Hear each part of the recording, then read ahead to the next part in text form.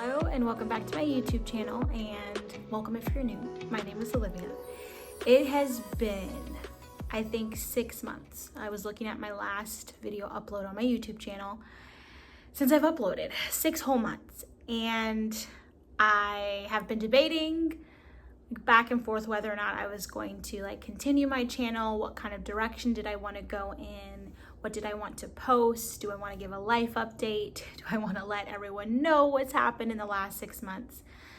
But honestly, I think I want to keep it quite close to my heart because it's been a very challenging time, and I'm sorry that I kind of left abruptly. I can't really remember my last community post. I don't even really remember my last video, but I do feel like I left kind of abruptly the beginning of this year. But this has been probably the hardest last 6 months of my life, if not the hardest year of my life since last October until now. And I really didn't know what to do. I don't think anyone really knows what to do when you're having such a hard time. You're kind of just like in the matrix trying to figure it all out. And that's kind of how I feel like I've been. All I will say is that it's really easy to think that mental health and tough situations that affect you, which then affects your mental health, or things like that, you just don't think that they'd affect you or it would happen to you. I just was really underprepared and really blindsided, and I think some situations in my life have deeply impacted me in a way I never thought possible. But when I think about my YouTube channel, I remember joyous times and happy times and really exciting times to just discuss books with you guys, or at least post things that brought me joy to bring you some joy, whether or not we talked in the comments or not. And it's been crossing my mind probably for the last couple of months now, and I just thought it would be good to kind of get back into the swing of things. I'm not sure how often I'll post, what I will be posting. Obviously, bookish content, probably lifestyle content, whatever else just makes me happy. And so I just thought it would be great to dive back in, head first, not thinking about it without a plan. But in today's video specifically, you can see a little bit of fall decorations around. I'm in the fall spirit, the coziness and all of that. And so I thought, why not start back with a book recommendation of probably my favorite book of all time, if not a book that's in my top 5 books of all time. Like, this book literally took me by surprise. It was the perfect read to read this year, especially with what I was going through. It was a book that I feel like can meet each person no matter what they're going through. And so, without further ado, we will jump into today's video. All right, so I have a little drink here in my pumpkin mug. To be honest, I don't even know where I got that. I've had it for a few years now, maybe Target or something like that. But I'm in the fall spirit. It is hot here in Michigan. Today, I believe it's currently 77 degrees. This whole past week has been in the high 80s, and we had the week prior was really nice fall weather. Leaves are changing, they're falling, but it's still warm. And so I'm definitely ready for the colder weather and all of that in the fall spirit, my favorite time of year. But with all that being said, I really want to talk to you about my favorite book. Man, when did I get this book? I don't even know how long ago it was. Maybe a couple months ago. I was in Barnes & Noble. I've been really wanting to read more hardcover books because I feel like reading a hardcover book is such an experience. So I have my book of the month boxes that come because it just feels fun when you have a hardcover. You feel very studious and very scholarly, I have a hardcover book. And so I've been wanting to grow that collection of really intentional books that I genuinely want to read. But I've also been really into literary fiction. I think it has to do with what I've been going through lately. I kind of want to think more and just kind of be picked at and prodded and really just letting my mind just be enriched, I think, with what I've been going through. And so literary fiction has definitely been that route. I've pulled back on romance and fantasy and historical fiction and regular fiction and dived into that genre. I love that you can really find a way to interpret it for yourself, as well as seeing what the author was trying to portray to you. I love how it's very easy to apply literary fiction to your life. I love that it gets you to think outside the box, think within the box, to think differently than maybe you normally have. And I just really like that.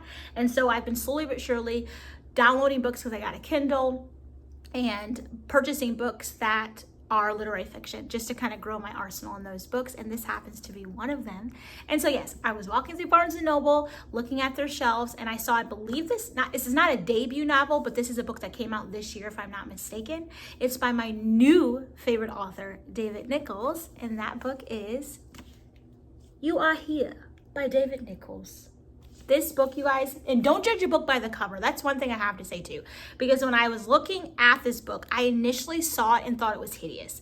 This like foiling, metallic green, red, and silver, extremely ugly. The black lettering, like it looks horrible on the outside, and then that's the sleeve. The actual book is just red, and then the inside, like first pages look like that, like it's hideous. I would never have picked the book up had I just looked at the cover and not delved into the book and read the synopsis. But this is, if not my favorite book of all time reading, or a book that's 100% in my top 5 of favorite books of all time.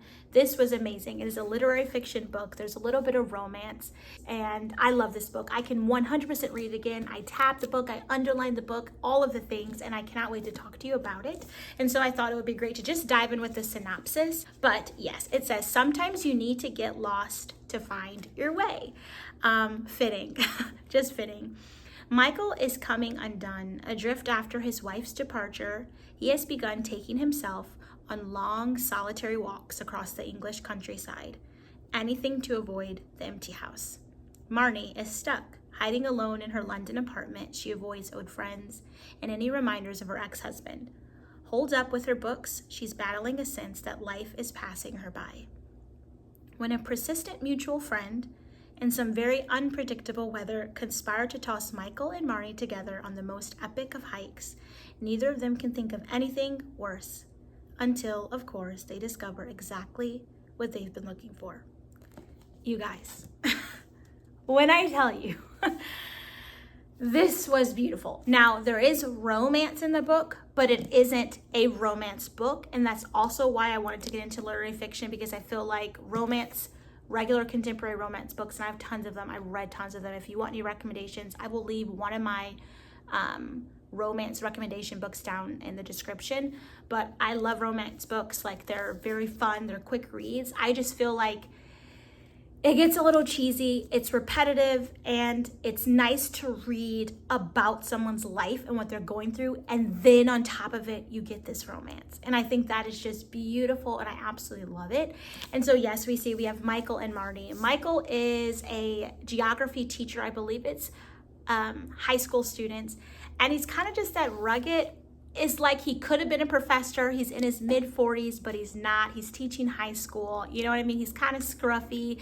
His wife has not only left him, but she's pregnant by another man, and he's just kind of lost. Like, this is not where he thought his life would be. He's having a crisis. He doesn't know what to do, and the way to cope is taking walks. And then we have Marnie, who is obsessed with books. She, I believe, is an editor for authors and whatnot, and she also is having a hard time. Like, she's dealing with just the aftermath of everything that happened with her ex-husband. She's been single, she's isolating herself, and so she's really struggling with that. But then we see this mutual friend who comes in and is like, hey, I have these two friends, let's get a whole group together, let's go on this epic hike and let's see where things end. And so basically you're following Michael, who's in charge of this huge hike, with Marnie, their mutual friend's son, and a bunch of their other like mutuals, and they're going on this walk. A lot of them give up, some of them continue, some go through the highs and lows, the crazy weather, ups and downs, hotels in different cities and little stopping points on the countryside, seeing wild animals and sheep and rain and water and sunsets and sunrises, and just going through the motions of dealing with grief, dealing with your mental health, dealing with found family, friendships, and love.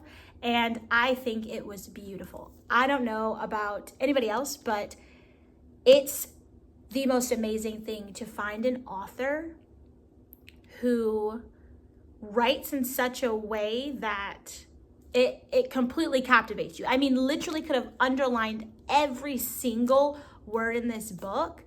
It was unbelievable. It was very funny. It was very witty. There's a lot of dry humor, and I love, love, love, love dry humor. I think it was just witty and funny. I read it in my head in a very much a British accent. I think it added to it lovely.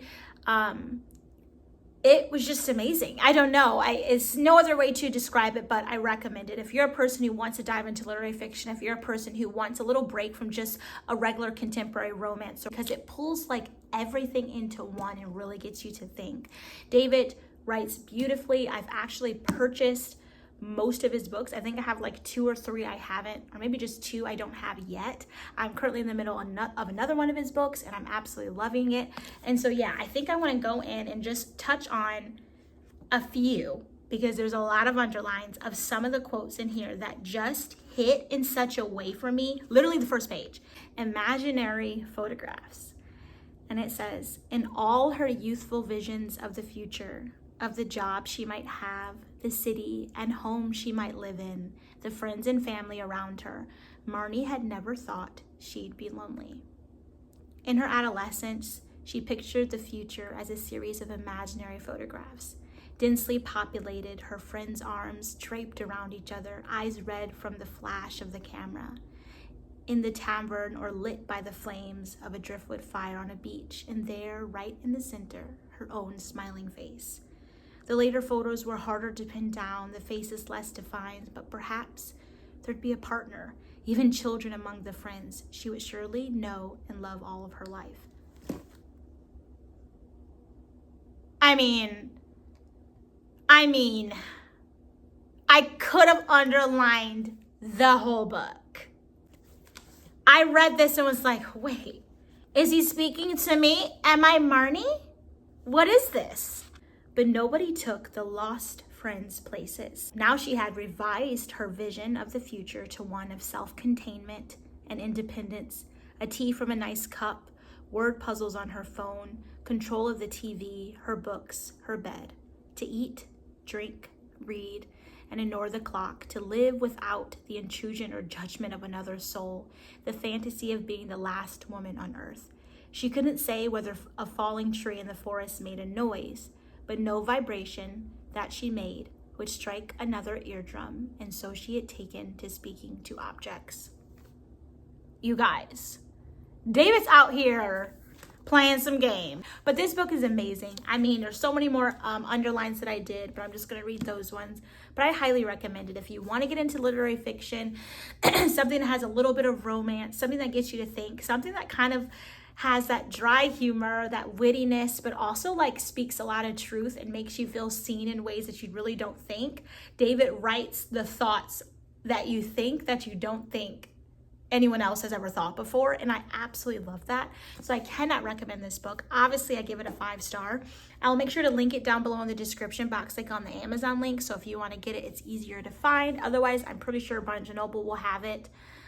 Books A Million, I'm not sure about Second and Charles because it's kind of sometimes secondhand. They have some new books, but yeah, I do hope that you get a copy. And if you have read it, let me know down below what your thoughts were and put your favorite quote down there. And when you read it, let me know what you think. But yeah, that's kind of going to conclude the first video back of Olivia to her YouTube channel. Like I said in the beginning, I don't really know the journey this channel is going to go in terms of like how frequently I'll upload or what my content is going to be basically focused on. But I definitely know I want to post what brings me joy. So books, lifestyle, baking, any other random things that I do, any cozy hobbies, things like that will definitely be uploaded. And I really do hope that you guys enjoyed. I'm so glad that you clicked on this video after all of this time. And yeah, I hope you like it. Do not forget to give it a thumbs up and hit the notification bell so that anytime I post, you'll be notified. And subscribe to my YouTube channel. It will make me so happy to have you stay and join this little bookish fam over here and this little lifestyle fam and just this good, cozy community of people who are very kind to one another. And I'll catch you all in my very next one. Bye.